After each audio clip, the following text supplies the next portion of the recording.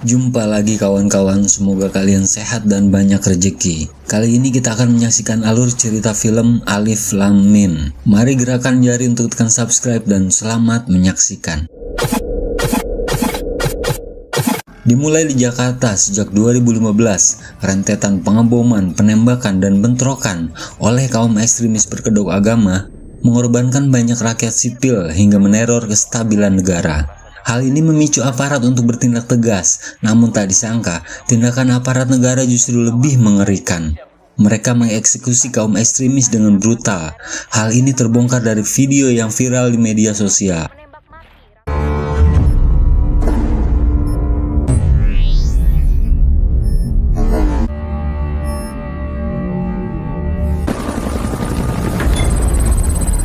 Detasemen anti teror sedang menjalankan operasi pemberantasan mafia. Seorang kapten bernama Alif memergoki oknum polisi yang masih menggunakan peluru tajam. Tidak lama Alif masuk melumpuhkan para mafia seorang diri.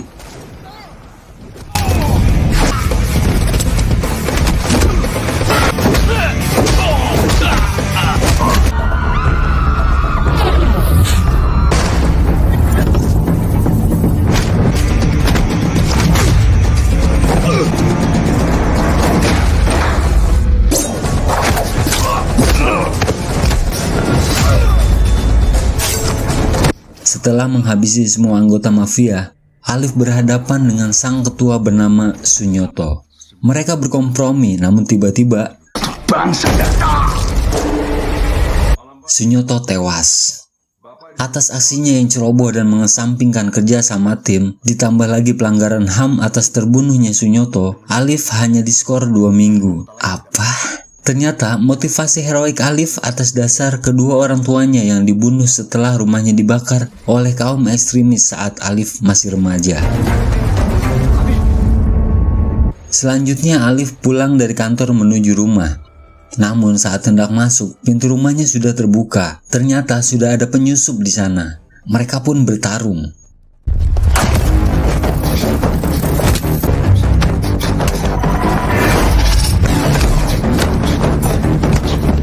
Gue berhak nembak orang yang masuk ke rumah tanpa izin.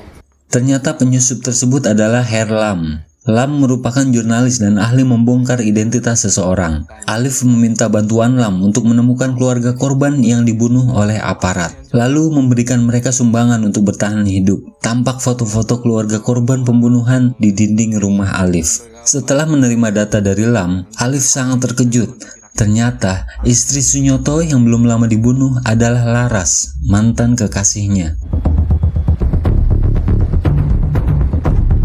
Alif menolong Laras saat disergap oleh begundal.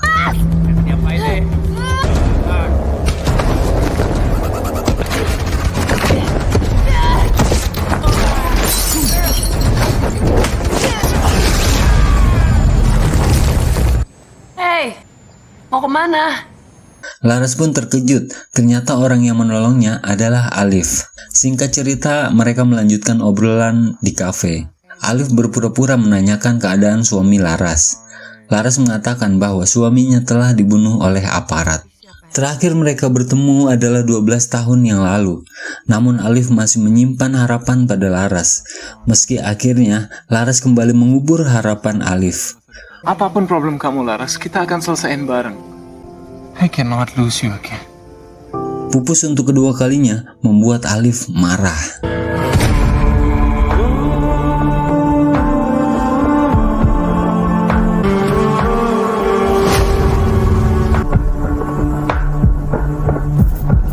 Di ruang loker saat berbincang dengan tim yang mau berangkat operasi, tiba-tiba Alif mendapat pesan dari Laras untuk janjian di kafe Candi besok. Itu membuat Alif kembali tersenyum. Setelah berbincang dengan Alif, detasemen anti teror yang dipimpin oleh Kapten Bima berangkat ke distrik 9.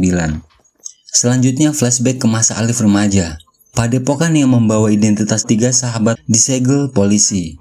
Setelah berpesan pada anak muridnya, sang guru berpamitan entah kemana. Itu membuat 3 sahabat memilih jalan masing-masing. Alif, sebutkan cita-citamu. Gue harus nyari para pembunuh keluarga gue. Lam, apa misimu selanjutnya? Gue sih mau terusin tulisan gue aja. Gue mau nulis tentang kebenaran. Mim, kalau kamu mau ngapain? Kalau aku sih simpel aja. Aku cuma pengen mati husnul khotimah. Selanjutnya kita kembali ke distrik 9. Para aparat menyerbu pondok Al-Ikhlas yang dipimpin Pak Kiai. Ternyata sudah ada orang yang menunggu mereka. Pertempuran pun tak terelakkan.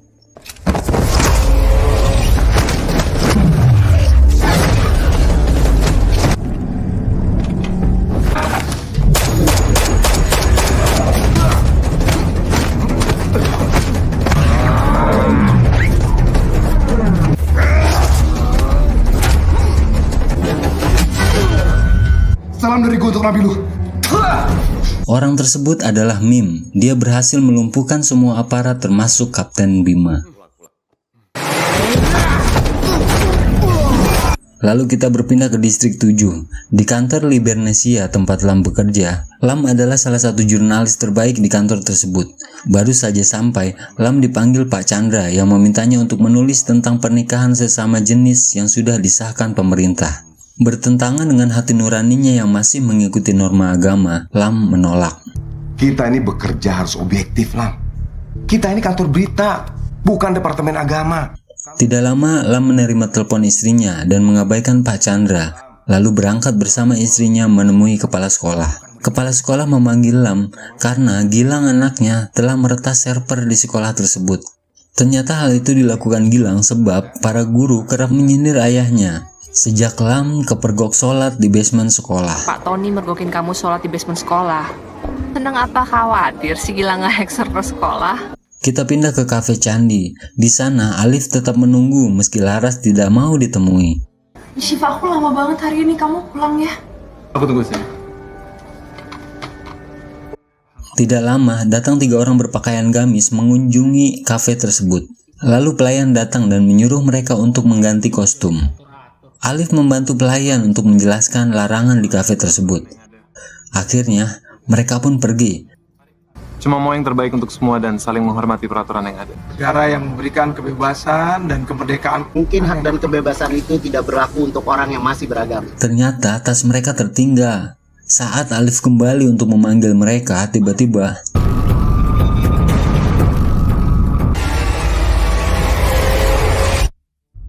setelah ledakan tersebut, polisi segera mengamankan TKP. Lam terlihat ikut menyelidiki langsung di lokasi untuk bahan tulisannya di kantor. Melihat aparat di kantornya, Lam datang ke ruangan Pak Chandra. Namun ternyata, Pak Chandra telah merilis berita terkait bom Candi Cafe dengan info yang bersumber dari aparat. Gak sesimpel ini kronologisnya, Pak. Itu sumbernya dari aparat. Seorang kolonel, 1 jam nongkrong yoga bikin summary. Lusa kamu berangkat ke Bromo. No argue. Atau saya pecat. Malamnya saat hendak pulang, tiba-tiba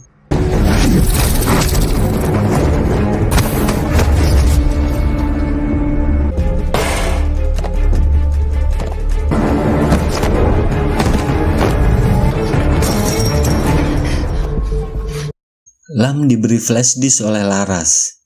Keesokan harinya, kepala IT di Libernesia mendapat pesan spam tentang kejanggalan pemboman Candi Cafe. Herlan minta resign langsung dikasih. Pinjem akses dulu. Akses gue di blok. Gue mau lu berhenti usut pemboman itu karena gue masih peduli sama nasib lu. Gue butuh akses server kantor untuk di-create file. So please, for your own sake, stop it. Beralih ke pesantren, Kapten Bima dan anak buah tengah dirawat oleh Pak Kiai. Sementara Marwan sangat dendam dengan aparat yang telah membunuh seluruh keluarganya. Eksekusi oleh pasukan pembunuh yang mereka kirim tanpa ada satupun yang bertanggung jawab. Saat Kiai hendak menangani Bima, tiba-tiba Kapten Rama beserta pasukan sudah mengepung pondok tersebut. Mim ditugaskan Kiai untuk menahan mereka. Tahan dulu mereka. Jangan biarkan masuk dan melihat semua ini. Di sisi lain, Alif sedang diyakinkan bahwa pelaku pengeboman adalah orang dari pondok Al-Ikhlas. Ditambah lagi kasus Alif terhadap Sunyoto akan dihapus bila berhasil menangkap sang kiai. Alif segera menyusul ke pondok. Ancaman bagi rakyat dan negara. Akan saya hancurkan, Pak. Tapi mereka tidak bisa masuk. Kemampuan bela dirinya luar biasa. Ada 37 orang meninggal. Jadi begini cara aparatur negara bekerja. Serang dulu baru bertanya. Jadi ini yang lo maksud dengan mati husnul khatimah. Lakukan apa yang harus kamu lakukan. Oh pasti, Mim. Hidup dan matiku hanya milik Allah semata.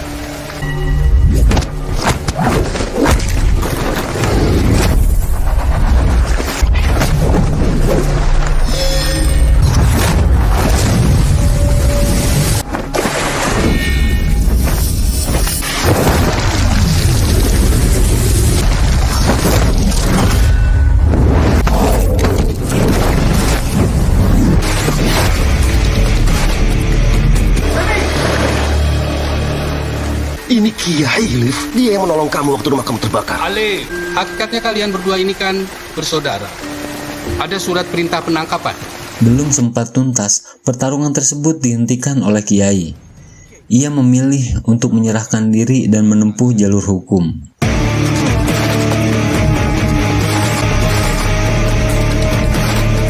Malamnya Lam menelpon Alif bahwa Laras memberinya data CCTV Candi Cafe di hari saat ledakan bom terjadi. Alif yang mengira Laras sudah mati sangat terkejut. Saat Lam hendak melakukan tracking, tiba-tiba Lam!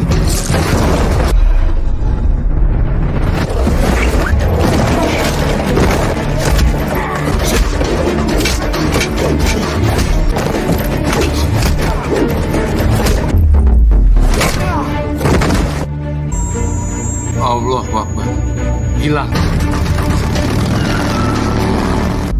Des? Des?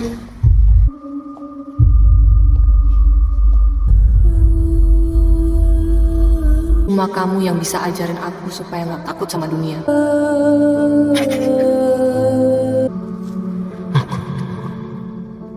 Ya Allah, aku mau ikut. Ambil nyawa.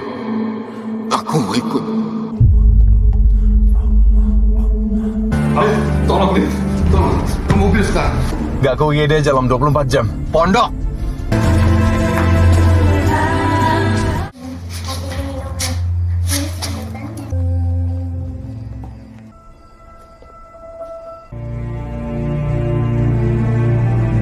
Gue gak tahu lagi mana yang salah, mana yang bener, Liv. Sepupu saya meninggal sebagai syahid.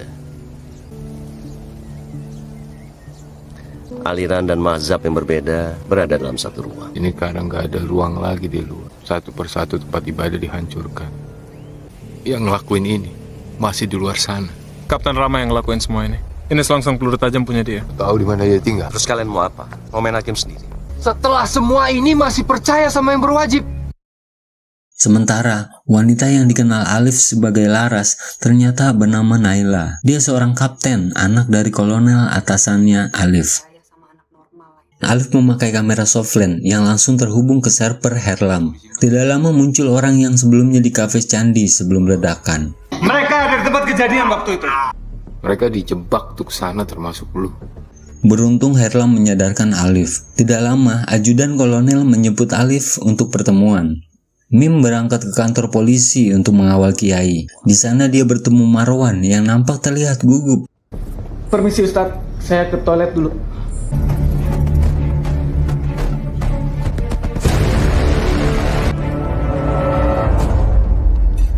Sementara Alif sampai di restoran dan langsung disuruh duduk untuk menikmati teh putih. Setelah itu Pak Kolonel mengungkapkan fakta mengejutkan. To the point. Saya yang memerintahkan pengeboman itu. Mereka orang Islam kan? Ya itu, teroris. Segitu bencinya mereka sama agama. Di sisi lain, Lam menyadari ada penyusup di pondok yang bergamis namun memakai sepatu bot. Ia segera mengikuti penyusup tersebut. Kembali ke Alif, dia mendapatkan fakta mengejutkan selanjutnya. Ternyata pembunuh Sunyoto adalah si Kumis. Orang yang dia kira adalah anak buah kolonel. Kita yang seharusnya memberikan kedamaian, bukan mereka. Demi terciptanya surga mereka di muka bumi ini. So we are the necessary evil.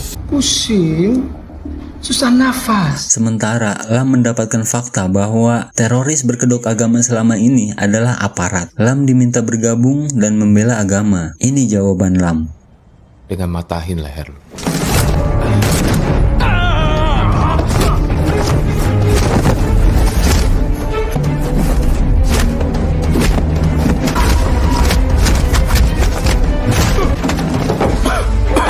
Mereka bertarung dengan sengit. Namun salah satu teroris menelan racun hingga ia mati. Setelah melihat peta rencana pengeboman, Lam berangkat ke kantor detasmen anti teror. Marwan melakukan bom bunuh diri. Kolonel memerintahkan orang untuk menghabisi yang masih hidup, termasuk para jenderal. Lalu kolonel membongkar identitas asli Laras. Namun si kumis mengetahui Laras membawa penawar racun untuk Alif, sehingga Laras yang bernama asli Naila disuntik racun di depan ayahnya. Setelah meninggalkan satu penawar tersebut, si kumis dan kolonel pergi. Di sisi lain, kantor detasmen telah hangus terbakar. Mim membukakan borgol Kiai, namun tiba-tiba datang seseorang yang langsung mematahkan leher korban yang masih hidup. Ternyata orang tersebut adalah guru bela diri Mim. Akhirnya guru dan murid itu pun bertarung. Anda teroris sebenarnya.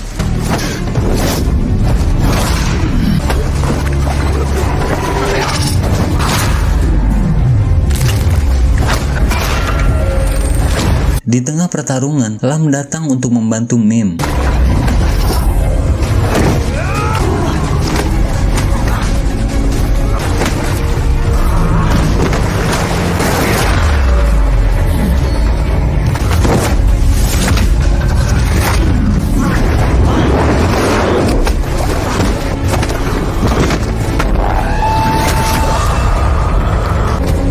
Mim, cukup. Sementara Laras dan Alif menghajar aparat.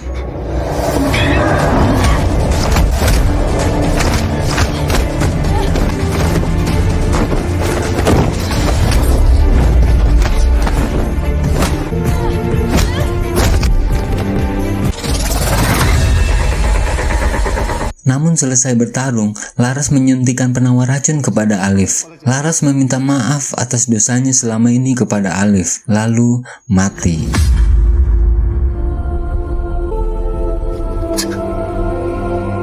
Sementara di pondok, Gilang menyebarkan video pengakuan kolonel ke Videotron di seluruh penjuru kota. Kolonel dan si kumis melihat video tersebut. Akibatnya, si kumis memberikan pistol dan menyuruh kolonel untuk bunuh diri. Namun pistol tersebut ditodongkan ke si kumis. Saat pelatuk ditarik, tiba-tiba ternyata pistol tersebut dirancang untuk menipu. Ia dihadang Alif yang sudah sangat murka, lalu mereka bertarung.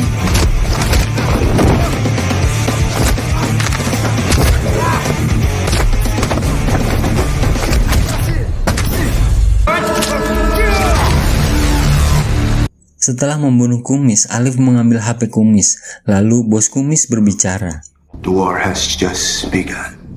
Perang baru saja dimulai. Namun sayang, video ini berakhir. Semoga kalian terhibur kawan-kawan. Terima kasih sudah menonton dan wassalam.